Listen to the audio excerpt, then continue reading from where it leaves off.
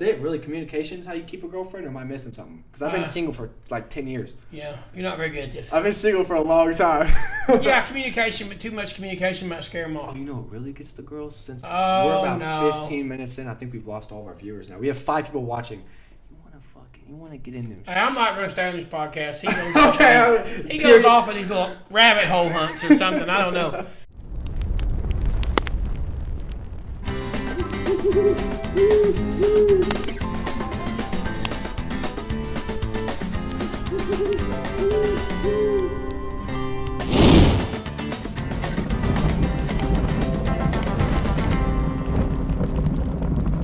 Come on, bro. I can't because you look stupid. Come on, bro. Okay, so fireside chat. It's about us talking to you. We're actually 3 generations because I'm the grandfather. He's my grandson. Izzy and Popz. And what we want to do is give you advice. He'll have his point of view, and I'll definitely have a different point of view. And we'll talk about anything you want to talk about, answer your questions about girlfriends, dating, drugs, price of gas, price of food, how it's affecting people. Everything that's going on in the world today we want to talk about, whatever you want to hear about. So click subscribe and go down there and put in some notes, whatever you'd like to talk about or ask us a question, and we'll get right back to you. Thanks a lot. In the description. All right, everybody, welcome to the first episode of The Young Stallion and the Old Man. And today... Yeah, right. We're going to be doing an advice podcast because I got a man with much wisdom beside me. And, you know, I come cracking with the jokes from time to time. So you just want to jump right in or what? I didn't think you were funny at all. Oh, you don't? No, I don't. He doesn't find any things I find funny. But, dude, I was just cracking up my own videos. Hey, how you like my shirt? Dude. I'm trending, baby. I'm trending right now. I think it's called Balkan. Well, you are trending, but after the episode, I need that back. Okay. I need that back. Okay, kind of snug. Yeah. Dude, we don't have a washer yet, so I'm gonna need that back for sure. But actually, before we start, just off the cuff, somebody my age, college, what kind of advice do you have for us? Just about life in general. Well, if I was your age, I'd invest in cryptocurrency. What you once was my age. I once was your age, but we didn't have cryptocurrency, and so I'm gonna tell you why I would do it. I would do a lot of research because I'm not an investment guy. But, you know, Bitcoin hit really big and people got in early and did really, really well. But Bitcoin is only one of many coins. Mm-hmm. Ethereum's at like 3,000. That's kind of expensive. But if Ethereum goes to 20,000 or so, every $1,000 would like quadruple. So I would look at some cryptocurrency at your age, and I'd look at it for a long haul plan where maybe you just invest maybe $25, $50 a week in some small coins and then hold them. Okay. When they go up 20 cents, don't jump out and go, ooh, I made money. Yeah. Hang on for years and invest in cryptocurrency. Because I know some old guys from way back that invested in some things long ago that, you know, they didn't invest that much money and it set them up for life later. So I would invest a little bit in cryptocurrency is what I would do. Okay. I did see Dogecoin jumped a tad bit once Elon bought Twitter. I know it's Dogecoin, but still. You know. Hey, Dogecoin, being that it's so inexpensive, it's like, you know, people your age are starting to go to casinos and just lose their money. Yep. How about if you just, you know, put a little bit here, a little bit there in cryptocurrency and let it sit? They call it holding, you know, holding. So anyway, it's called holler, hold on for dear life. Anyway, so cryptocurrency is a big wave of the future, and for somebody young, you can invest $20, maybe $50 a month, maybe a little more, whatever you're making. But hold on to it. Make sure you have your passwords and you have it all safe and everything's secure. You don't lose it. And one day it might really pay some huge dividends. So what you got? What you got going on down there? You got a pet dog or something?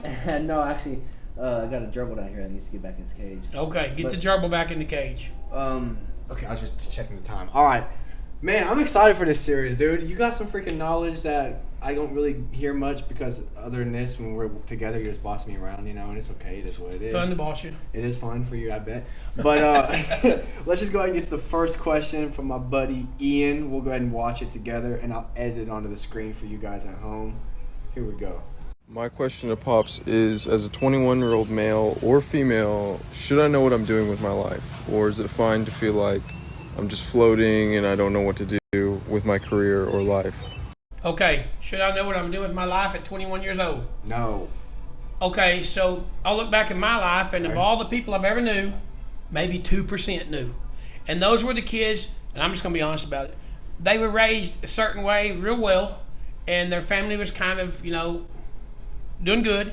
And so they kind of set a path for them, and they were really good in school, And they were good people, Yeah. but they knew what they were going to become. Maybe not exactly, but so the answer is no. The answer is floating along is exactly what you're probably going to do.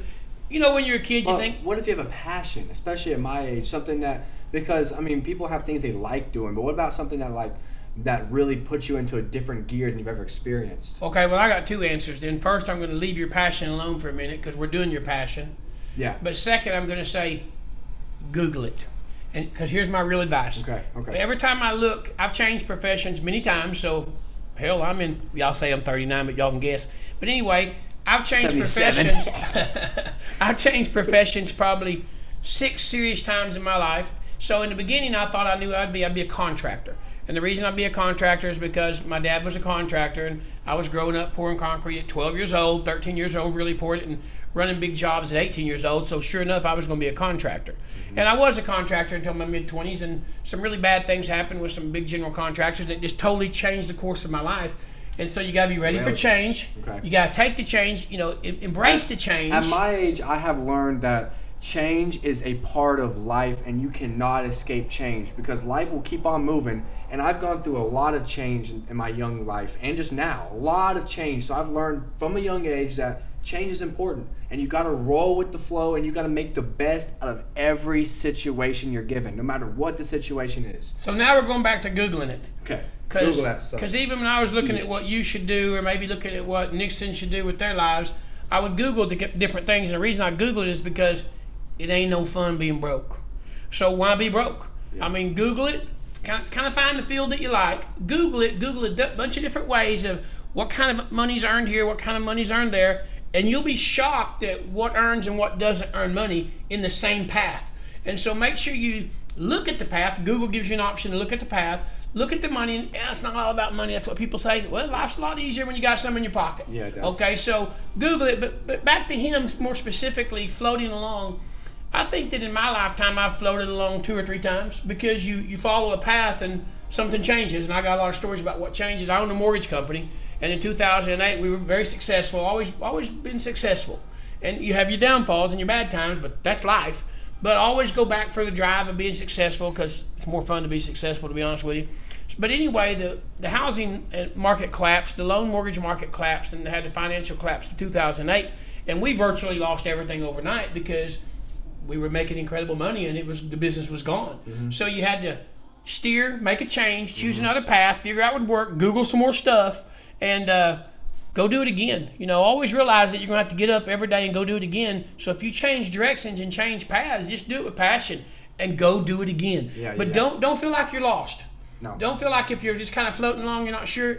Don't feel like you're lost because you're actually setting yourself up for what's going to happen with your life. You're learning things, you're experiencing things, you're finding what you do and don't like. Yeah. And go find what you like and go after that part of your life. And through failing and trying what you like or anything when you fail, don't give up then. Learn. Look at what happened. Do an after action report of what happened. Look at it. Identify the good things that came out of it, the bad things, what you did good, what you did bad, what you could have changed, and then attack it again. And I promise you, if you do that, you will get at least a little bit closer, if not accomplishing it there and then. But don't give up, because that's really failing. Failure is only a lesson to learn. Right? Don't let failure set in your mind. Oh, hell no. It's just a step. But I want to answer another question I think he may have asked that we didn't get a video on. And so I'm going to rechange the question a little bit. The question was, I work here, but I'd like to go work over there.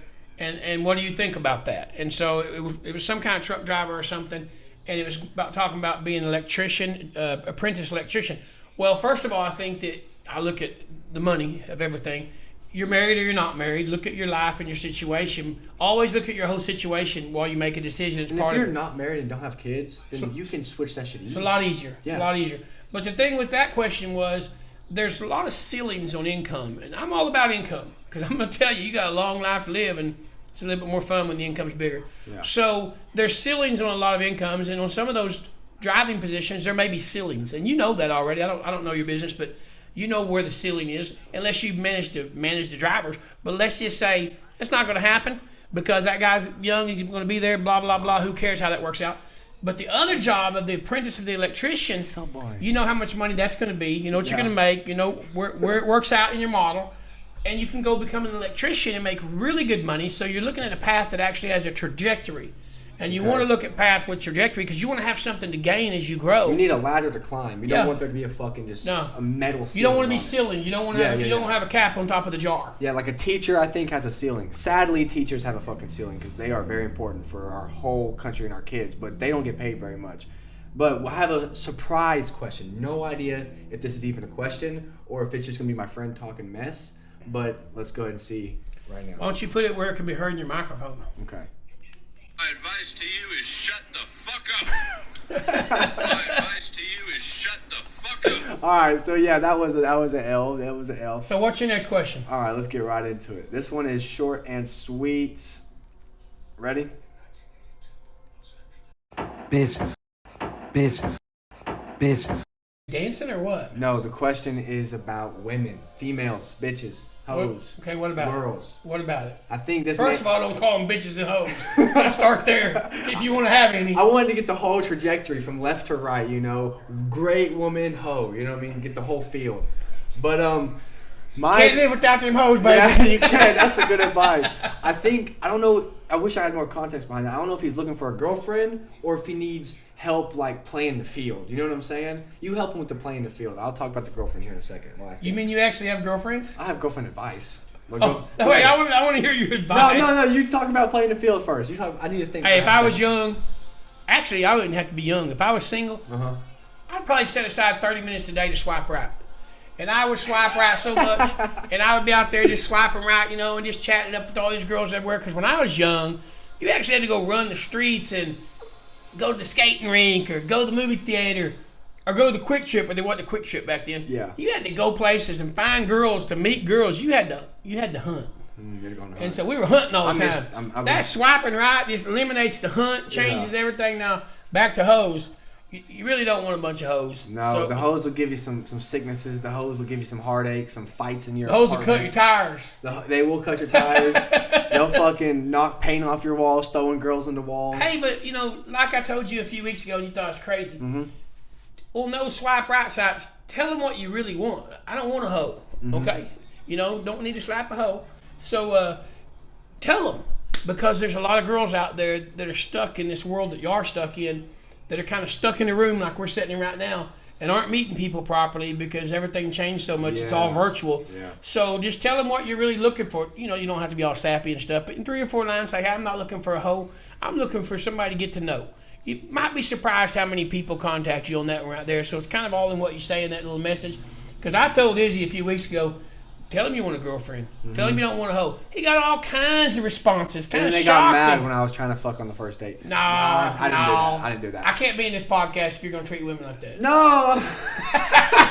This guy. No, but he got hit up by all kinds of girls who were like, yeah, I don't want to be that hoe. Yeah. I want to get to know somebody. Y'all have changed the world on this virtual stuff. And all right, let me talk about girlfriend. All right, let's hear this. All right, so if you want to keep a girlfriend around, dude, here's what you fucking need, bro. You need to communicate properly with this woman. You want to tell her what it is. You don't really want to hide your feelings. I'm not saying throw your cards on the table, but when she wants to get to know you, give her a little, just a little though. That's the key, not too much. You want to also be mysterious. You don't want to give her everything at once because then she knows everything about you and she has this idea in her head about you and it'll scare her off, right? I've learned from experience. You want to stay mysterious. Scared a lot of girls off. Scared way too many girls off by being too open off the bat. But you need communication. You want to properly express your feelings if something upsets you or if you're happy or excited or whatever. You want to tell them that because, you know, they need to know the rewards and they need to know the downfalls of certain things. Like, for example, if, let's say she gave some attitude to the waiter, I'd be like, no, we don't do that. That's a red flag. My favorite thing to do is just say red flag. Like, that's a red flag. And she's like, huh? And it catches them off guard. And I'm like, I'm just joking. You get him in check. But I'm hoisting the red flag right now as we talk. You know, yeah, I'm keeping them in check a little bit. You got to get people in check. Because you don't want to be around them if they're like that. No. So you want to kind of maybe, hey, if you can chill a little bit, we can make this work. Otherwise, you're just another hoe. Exactly. And you don't want to, so just like communication, you don't want to lie. Don't lie about your intentions. Be completely honest. I think that's it, really. Communication is how you keep a girlfriend, or am I missing something? Because I've been single for like 10 years. Yeah, you're not very good at this. I've been single for a long time. Yeah, communication, but too much communication might scare them off. Oh, you know what really gets the girls? Since we're about 15 minutes in, I think we've lost all of our viewers now. We have 5 people watching. You want to get in them. Hey, I'm not going to stay on this podcast. He goes off, he goes off of these little rabbit hole hunts or something. I don't know. So what's the next question? Let's see. I think we only got 2 because I accidentally messed up the footage. You don't remember the questions? Okay, I got one. This is from Stephen Greer, back home. Love you, man. He needs help getting over a girlfriend, an ex-girlfriend. Broke his heart.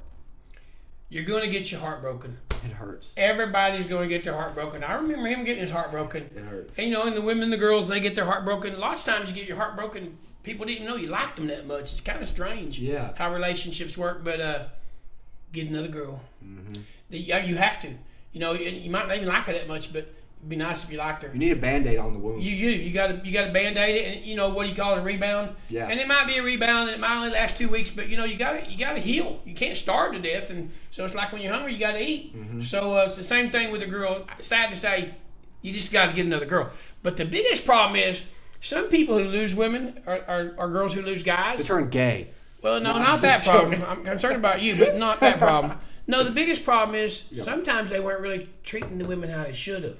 And sometimes when it all falls apart, you thought you had everything under control, and you might have been playing a little game, and the game blew up in your face. Oh, it's a self problem. Yeah, it's a self problem.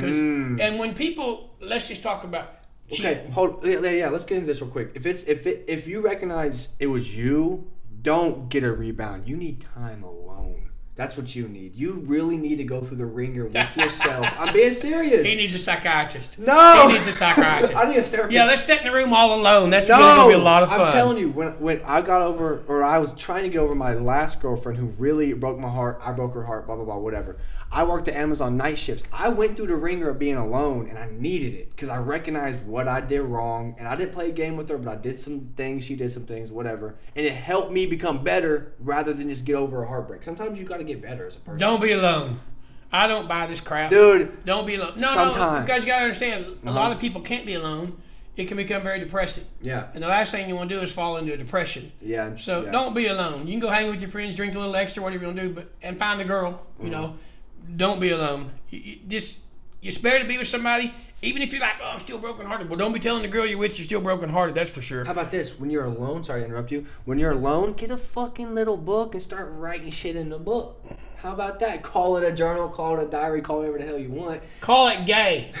Start writing it in there. Nothing wrong with being gay, by the way. Not at all. But him, that's different. No, for real, dude. Start writing it in there, and you don't have to rely on What do you want to do? Write else. About how sad they are? Yeah, be like, today I'm feeling kind of sad. Nah, and then you draw a little sad face. Nope. And then you're like, you do a little, you do a little thing where how am I feeling today? 1 through 10, and you put 2, and you just look in the mirror, and you're almost like, you do this. I'm gonna grab your phone and your pad, and I'm gonna draw a big old slap hand. Every time you're looking at it, things will reach out and slap your ass. Don't be alone. Don't buy this crap over here. Okay. Well, Steven right now, I know the situation. He needs to get him another girl.